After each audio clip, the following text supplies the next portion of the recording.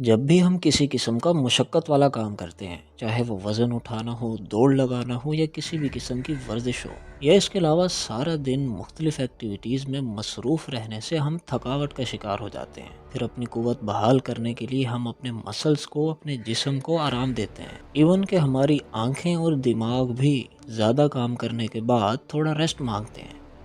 لیکن یہ ہماری پوری زندگی بغیر کسی ناغے اور ریسٹ کے نان سٹاپ کام کرتا ہے۔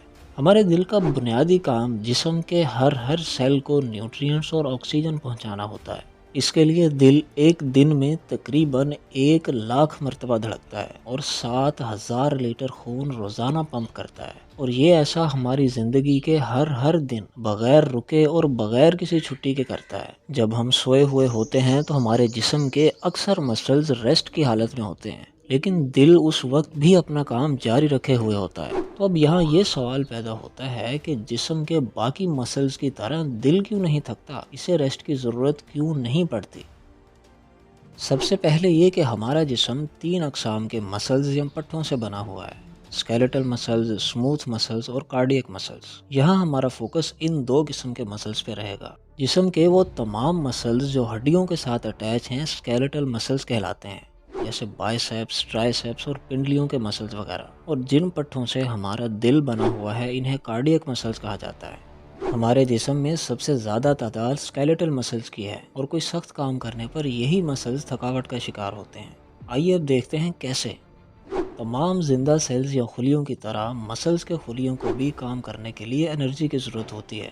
ہر سیل کے اندر ایک آرگنیلی ہوتی ہے جسے مائٹوکونڈریا یا سیل کا پاور ہاؤس کہا جاتا ہے۔ سیل اپنی توانائی یہاں بناتا ہے اور پھر یہ توانائی ایک مالیکیول میں سٹور کر دیتا ہے جسے اے ٹی پی کہا جاتا ہے۔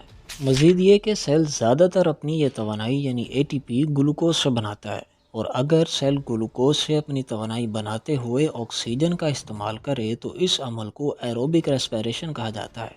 اسی ایروبک ریسپائریشن کے لیے دل آکسیجن والا خون تمام خلیوں تک پہنچاتا ہے، اور دوسری طرف اگر سیل اپنی انرجی بناتے ہوئے آکسیجن کا استعمال نہ کرے تو اس عمل کو این ایروبک ریسپائریشن کہتے ہیں۔ ایروبک ریسپائریشن میں سیل کو بہت زیادہ انرجی حاصل ہوتی ہے، تقریباً 36 اے ٹی پیز، جبکہ این ایروبک ریسپائریشن میں بہت کم انرجی حاصل ہوتی ہے، صرف 2 اے ٹی پیز۔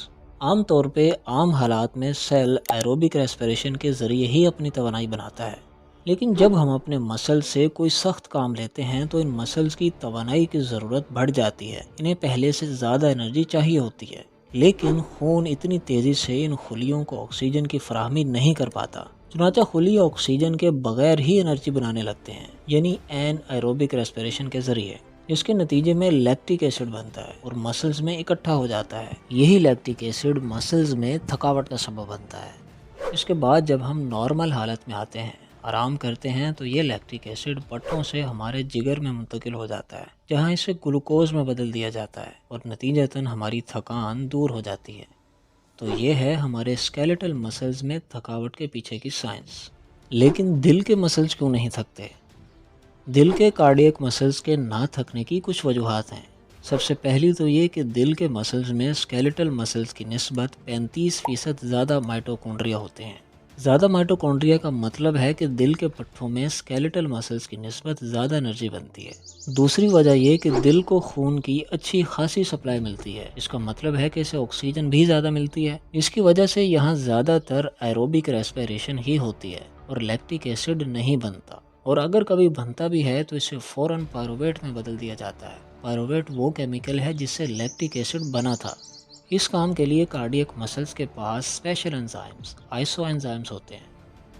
تو انہی وجوہات کی بنا پر، یعنی دل کے مسلز میں مائٹوکونڈریا کی زیادہ تعداد اور دل کو آکسیجن کی بہترین سپلائی کی وجہ سے دل کے پٹھوں میں تھکاوٹ نہیں ہوتی۔